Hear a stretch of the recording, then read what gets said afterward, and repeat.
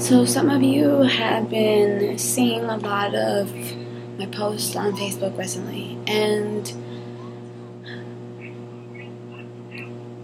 it really makes me sad to see what's happening here in the United States, specifically in Baltimore and Ferguson,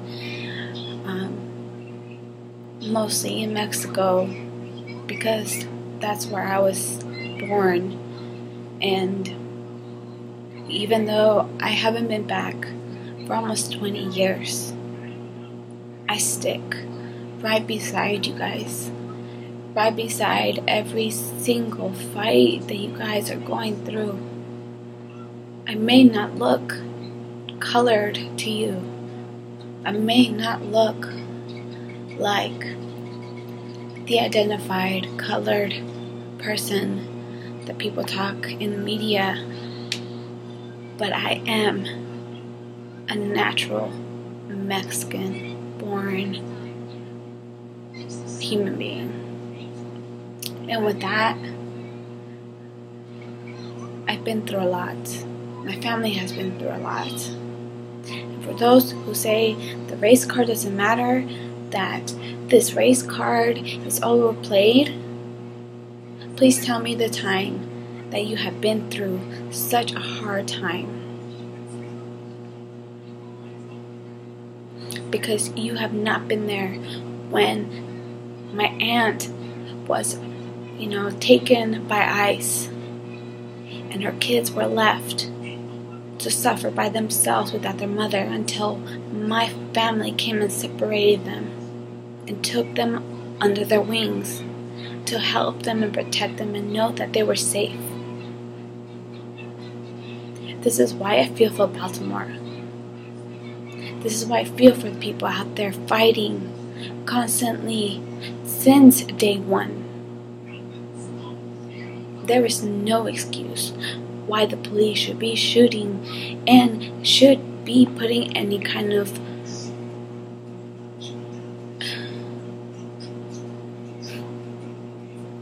enforcement on what the law is. Because you know what? Every political person out there, every single person trying to make a dollar has been doing it to try to fight for what they want. You know what? I don't believe in the news, like CNN, for example, because you know what? Every single person there is such a greedy blue-collar person trying to make money off of all of our hurt, all of our pain, all of our struggles, and yet they have no idea of what we're going through. So for every youth out there in Baltimore, listen and listen very carefully. You need to be an example for your little brother, for your little sister, for your little cousin, for every single other youth out there. Because without you, there's no future.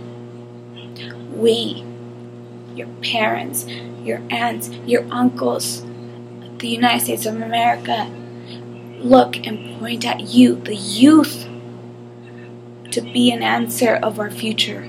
But yet what we're seeing is that you are being destructive. You're not helping. Your mother and father and uncles and aunts and family members have worked so hard for in Baltimore to give you everything that you've ever wanted.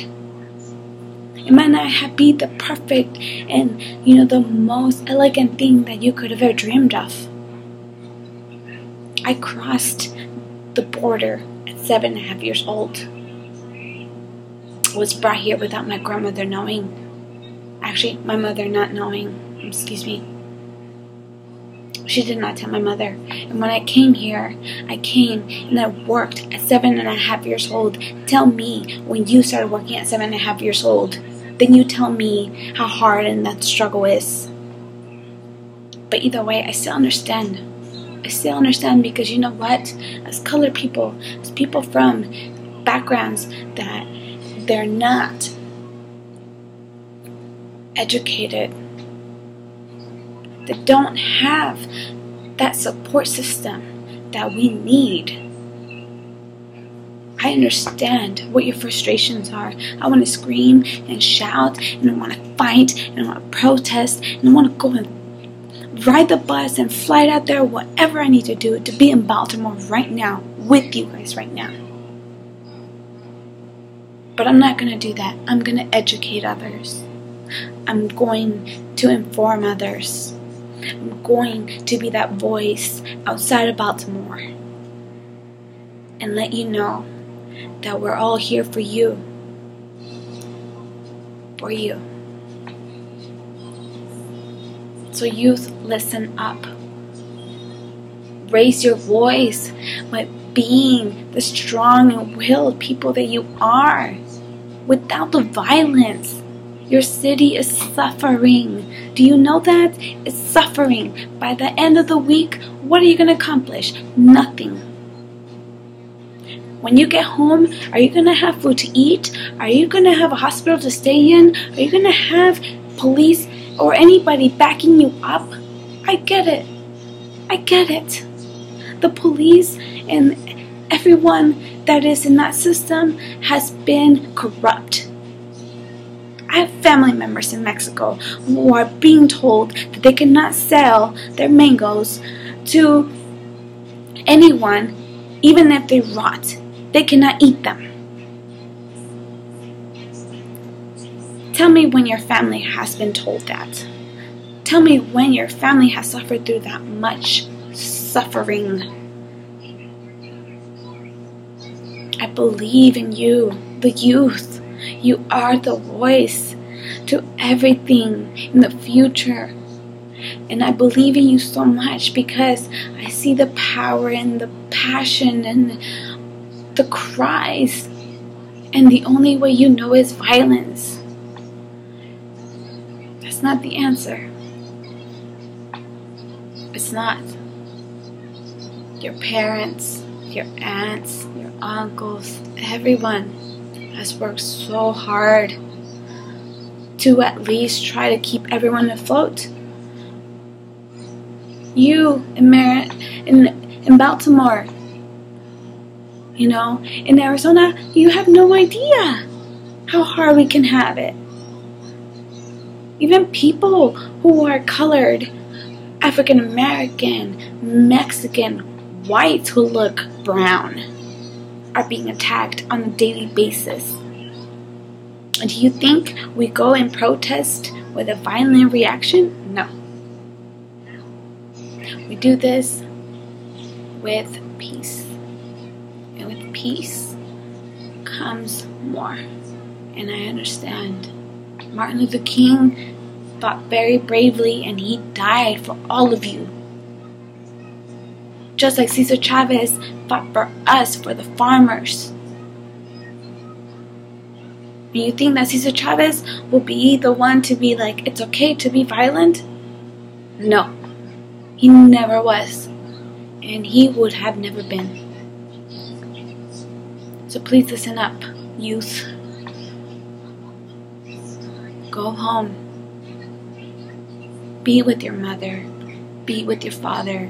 Be with your siblings, with your family, and understand that we can only make progress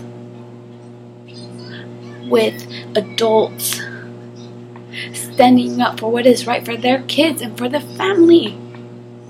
There's nothing else that I can tell you. I'm only 26 years old. You might think I might be old. I don't care. But I still think and I feel for you, the youth. So please take the time to understand and feel that I too here, even though I'm not even remotely close to where you are and what you're going through, that I've actually gone through some shit myself. So go home, hug your family, love them, and appreciate the life that your parents have given you.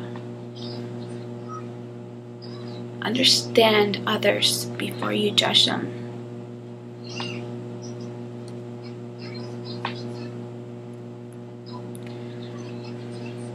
It hurts. It all hurts. But at the end of the day, I know we're going to be alright. Understand before you judge. Love. Be kind. There's no reason to be violent. No reason.